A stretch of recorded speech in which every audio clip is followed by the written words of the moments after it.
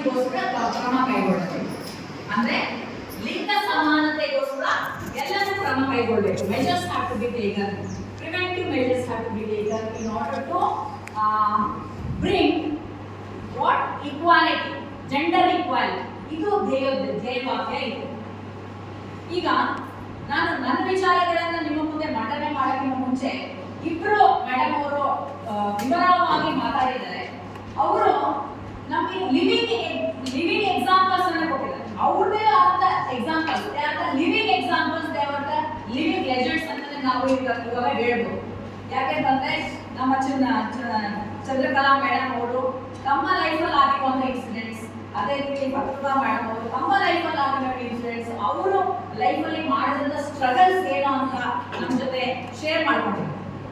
So ಅದೆಲ್ಲ ನೋಡಿದಾಗ ನಮ್ಗೆ ಏನ್ ಗೊತ್ತಾಗುತ್ತೆ ಅಂತಂದ್ರೆ, ನಾವು ಮಹಿಳೆಯರು ಎಲ್ಲ ಕ್ಷೇತ್ರಗಳಲ್ಲಿ, ಸೋಷಿಯಲ್, ಎಕನಾಮಿಕ್, ಪೊಲಿಟಿಕಲ್, ಕಲ್ಚರಲ್, ಸಾಮಾಜಿಕ ಎಲ್ಲ ಕ್ಷೇತ್ರಗಳಲ್ಲಿ ನಾವು ನಮಗೆ ಆದಂತ ಛಾಪುಗಳೆಲ್ಲ ಮೂಡಿಸಿದ್ದೀವಿ. ಅದಕ್ಕೆ ಇವರು ಮಾತ್ರ ಅಲ್ಲ, ಹತ್ತಾರು ಇತಿಹಾಸದ ಪುಟಗಳನ್ನ ತೆಗೆದು ನೋಡಿದಾಗ ರಾಣಿ ಚೆನ್ನಮ್ಮಾಯಿಂದ ಹಿಡ್ಕೊಂಡು, ಒಳಗೆ ಓಬವ್ವಯಿಂದ ಹಿಡ್ಕೊಂಡು, ಇಂದಿರಾ ಗಾಂಧಿ ಅವರವರೆಗೂ, ಐರನ್ ಲೇಡಿ ಅಂತ ಕರಿತೀವ, ಅಲ್ಲಿವರೆಗೂ ನೋಡಿದಾಗ ಅವರು ಎಷ್ಟೊಂದು ಅಚೀವ್ಮೆಂಟ್ಸ್ ಅನ್ನ ಮಾಡಿದ್ದಾರೆ.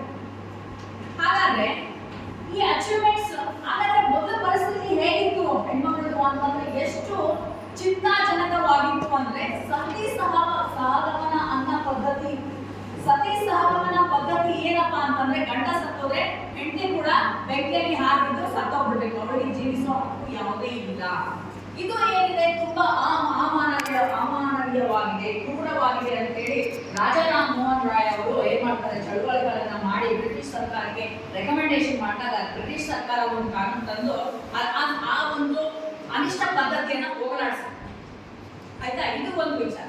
ಸೊ ಇದಾದ್ಮೇಲೆ ಮಹಿಳೆಯರನ್ನ ನಾವು ಸೋಕಾಲ್ಡ್ ವಿಮೆನ್ಸ್ ಡೇ ದಿವಸ ಮಹಿಳೆಯರನ್ನ ಅವರನ್ನ ನಾವು ಯಾವ ಒಂದು ಪದಗಳ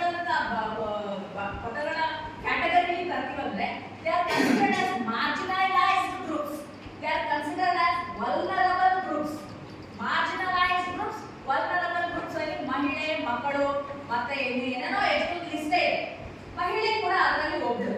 ಯಾಕೆ ಮಾರ್ಜಿನಲೈಸ್ ಗ್ರೂಪ್, ಯಾಕೆ ದುರ್ಬಲ ವರ್ಗದವಳು, ಯಾಕೆ ದುರ್ಬಲ ವರ್ಗದವಳು ಅಂತಂದ್ರೆ ಇವೇ ಕಾರಣ. ಯಾಕಂದ್ರೆ ಮೊದಲು ಅವನ್ನ ಈ ರೀತಿ ಟ್ರೀಟ್ ಮಾಡ್ತಾ ಇದ್ರು, ಆಮೇಲೆ ಅವನ್ನ ಯಾವ ರೀತಿ ಟ್ರೀಟ್ ಮಾಡಿದ್ರು, ಈಗ ಯಾವ ರೀತಿ ಟ್ರೀಟ್ ಮಾಡ್ತಾರೆ, ಈಗ ಯಾವ ರೀತಿ ಟ್ರೀಟ್ ಮಾಡ್ತಾ ಇದ್ದಾರೆ ಅನ್ನೋದಕ್ಕೆ ಸಾಕ್ಷಿನೇ ನಮ್ಮ chief architect of Indian constitution doctor Baba Saheb Ambedkar ಬರೆದಂತ ಕಾನ್ಸ್ಟಿಟ್ಯೂಷನ್ ಆಗಿರ್ಬೋದು, ಮತ್ತೆ ನಮ್ಮ ದೇಶದಲ್ಲಿರುವಂತಹ ಸ್ಪೆಷಲ್ ಲಾಸ್ ಆಗಿರ್ಬೋದು, ಇವೆಲ್ಲ ಏನಿದಾವೆ ಅಂದ್ರೆ ಈಗ ಆಕೆಗೆ ನೀಡಲಾಗಿರುವಂತಹ ರಕ್ಷಣೆಗಳೇನು, ಈಗ ಆಕೆಗೆ ಇರುವಂತಹ ಹಕ್ಕುಗಳು ಏನು ಅನ್ನೋದಕ್ಕೆ ಇವೆಲ್ಲ ಸಾಕ್ಷಿಗಳಾಗಿವೆ. ಈಗ ಜೆಂಡರ್ ಜಸ್ಟಿಸ್ ಬಗ್ಗೆ ಮಾತಾಡಿದಾಗ ನಮ್ಮ ಸಂವಿಧಾನದಲ್ಲೇ ತೆಗೆದುಕೊಂಡು ನೋಡಿದಾಗ ಆರ್ಟಿಕಲ್ 14 ಇಂದ 18 ವರೆಗೂ ಈಕ್ವಾಲಿಟಿ ಬಗ್ಗೆ ಕ್ಲಿಯರ್ ಆಗಿ ಹೇಳುತ್ತೆ. ಆರ್ಟಿಕಲ್ 14 ಏನ್ ಹೇಳುತ್ತೆ, equality before law, equal protection of law within the territory of India. ನಮ್ಮ ದೇಶದ ಒಳಗೇನೆ ಮಾತ್ರ ಕಾನೂನಿನ ಮುಂದೆ ಎಲ್ಲರೂ ಸಮಾನ, ಕಾನೂನಿನ ಸಮಾನತೆ ಎಲ್ಲರಿಗೂ ಸಿಗಬೇಕು ಅಂತ ಹೇಳುತ್ತೆ. ಆಮೇಲೆ 15ಕ್ಕೆ ಬಂದಾಗ ಜಾತಿ, ಲಿಂಗ, ಧರ್ಮ ಆಧಾರದ ಮೇಲೆ ತಾರತಮ್ಯ ಮಾಡಬಾರದು ಅಂತ 15th ಕ್ಲಾಸ್ ಕ್ಲಿಯರ್ ಆಗಿ ಹೇಳುತ್ತೆ. ಅದೇ 15th ಕ್ಲಾಸ್ 3 ಬಂದಾಗ ಏನ್ ಹೇಳುತ್ತೆ, ವಿಮೆನ್ ಅಂಡ್ ಚೈಲ್ಡ್, ಮಹಿಳೆ ಮತ್ತು ಮಕ್ಕಳಿಗೆ ಸ್ಪೆಷಲ್ ಪ್ರೊವಿಷನ್ಸ್ ಮಾಡಿದ್ರೆ ಅದೇನು ತಪ್ಪಲ್ಲ. ಇವೆಲ್ಲದರ ಸಹಾಯದಿಂದಲೇ ನಾವು ಮುಂದೆ ಬಂದಿದ್ದೀವಿ ಅಂತ ಹೇಳಕ್ಕೆ ನಾನು ಇಷ್ಟಪಡ್ತೀನಿ. ಯಾವುದೇ ಒಂದು ಮಗು ಮೊದಲು ಹುಟ್ಟಿದ ತಕ್ಷಣ ನಡೆಯಲ್ಲ. ಒಂದು ಮಗು ಹುಟ್ಟಿದ ತಕ್ಷಣ ಏನ್ ಮಾಡುತ್ತೆ, ಅದು ಮಲ್ಕೊಳ್ಳುತ್ತೆ, ಹಿಂಗೆ ಆಮೇಲೆ ತೆವಳುತ್ತೆ, ಆಮೇಲೆ ಅಂಬೆಗಾಲು ಇಡುತ್ತೆ, ಆಮೇಲೆ ನಡೆಯುತ್ತೆ. ಹಾಗೆ ಮಹಿಳೆಗೂ ಕೂಡ ಈ ರೀತಿಯಾದ ಎಲ್ಲ ಒಂದು ಸಪೋರ್ಟ್ ಅವಶ್ಯಕತೆ ಇತ್ತು. ಅದಕ್ಕೆ ಬೇಕಾದಂತ ಸಪೋರ್ಟ್ ಕೊಟ್ಟಿದ್ದಕ್ಕೆ ಈ ಮಹಿಳೆ ಇವತ್ತು ಈ ರೀತಿ ಎಲ್ಲ ಬೆನಿಫಿಟ್ಸ್ ನ ಎಂಜಾಯ್ ಮಾಡಕ್ಕೆ ಸಾಧ್ಯ ಆಗಿದೆ ಅಂತ ನಾನು ಹೇಳ್ತೀನಿ.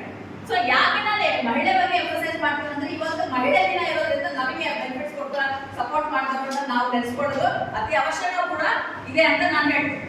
ಸೊ ಅದಾದ್ಮೇಲೆ ಎಂಪ್ಲಾಯ್ಮೆಂಟ್ ಅಲ್ಲಿ ಕೂಡ ಆರ್ಟಿಕಲ್ 16 ಕ್ಲಿಯರ್ ಆಗಿರುತ್ತೆ, ಲಿಂಗ ಭೇದದ ಮೇಲೆ ನೇಮಕಾತಿಯಲ್ಲಿ ತಾರತಮ್ಯ ಮಾಡಬಹುದು ಅಂತ ಹೇಳ್ತಾರೆ. ಇದಲ್ಲದೆ ಆರ್ಟಿಕಲ್ 23 ವೆರಿ ಇಂಪಾರ್ಟೆಂಟ್, ಏನಂತಂದ್ರೆ traffic in human living has to be prohibited. Traffic ಅಂದ್ರೆ ಏನು, ಮಹಿಳೆಯರನ್ನ ಏನು ವಸ್ತುಗಳ ತರ ಅಥವಾ ಪ್ರಾಣಿಗಳ ತರ ಮಾರಾಟ ಮಾಡೋದು, ಮಾರಾಟ ಮಾಡಿ ಸೆಕ್ಸ್, ಕಮರ್ಷಿಯಲ್ ಸೆಕ್ಸಿಗೋಸ್ಕರ ಬಳಸ್ಕೊಳ್ಳೋದು. Prostitution is nothing but commercial sex. Commercial ಸೆಕ್ಸಿಗೋಸ್ಕರ ಮಹಿಳೆಯರನ್ನ ಏನ್ ಮಾಡ್ತಾರೆ, ಮಾರಾಟ ಮಾಡೋದು, ಮಕ್ಕಳನ್ನ ಮಾರಾಟ ಮಾಡಿ ಅದಕ್ಕೆ ಬಳಸ್ಕೊಳ್ತಾರೆ. ಅದನ್ನ ನಿಷೇಧಿಸಬೇಕು. ಈ ರಕ್ಷಣೆಯನ್ನ ಕೊಟ್ಟಿದ್ದಾರೆ. ಮತ್ತೆ ಏನು ಇದಷ್ಟು ಇದಕ್ಕೆ ಕೇಳಕ್ಕೆ ಒಂದು ವಿಚಿತ್ರ ಅನ್ಸ್ಬೋದು, ಆದ್ರೆ ಇದೆಲ್ಲ ರಿಯಾಲಿಟಿ. ಇದೆಲ್ಲ ಆಗ್ತಾ ಇದೆ ಅಂತಾನೆ ಇಂಥ ಪ್ರೊವಿಷನ್ಸ್ ನ, ಇಂಥ ಕಾನೂನುಗಳನ್ನ ತರೋದಕ್ಕೆ ಅನಿವಾರ್ಯತೆ ಉಂಟಾಯಿತು. ಅದಾದ್ಮೇಲೆ ನಮ್ಮ directive principles of state policy very clear ಆಗಿ ಆರ್ಟಿಕಲ್ 39A ಏನ್ ಹೇಳುತ್ತೆ, ಮಹಿಳೆಯರಿಗೂ ಕೂಡ ಪುರುಷರಿಗೆ ಎಷ್ಟಿದೆ ಅದೇ ರೀತಿ ಅಡೆಕ್ವೇಟ್ ಲೈವ್ಲಿಹುಡ್ ಜೀವನ ಸಾಗಿಸೋದಕ್ಕೆ ಏನೆಲ್ಲ ಅವಶ್ಯಕತೆ ಅದನ್ನ ಒದಗಿಸಬೇಕು. ಅದೇ 39B ಬಂದಾಗ ಈಕ್ವಲ್ ಪೇ ಫಾರ್ ಈಕ್ವಲ್, ಸಮಾನ ದುಡಿಮೆಗೆ ಸಮಾನ ವೇತನ ಕೊಡಬೇಕು. ಮಹಿಳೆ ಯಾವುದೇ ತಾರತಮ್ಯ ಮಾಡಬಾರ್ದು. ಯಾಕೆಂತಂದ್ರೆ ಆಕೆಗೂ ಕೂಡ ಮಾನಸಿಕವಾಗಿ ಬಲಿಷ್ಠರಾಗಿದ್ದಾಳೆ. ದೈಹಿಕವಾಗಿ ಅವಳು ವೀಕ್ ಆಗಿರ್ಬೋದು, ಆದ್ರೆ ಮಾನಸಿಕವಾಗಿ ಅವಳಷ್ಟು ಬಲಿಷ್ಠ ಯಾರೂ ಇಲ್ಲ. ಅಂದ್ರೆ ಪುರುಷರು ಬಲಿಷ್ಠರಲ್ಲ ಅಂತ ಅಲ್ಲ.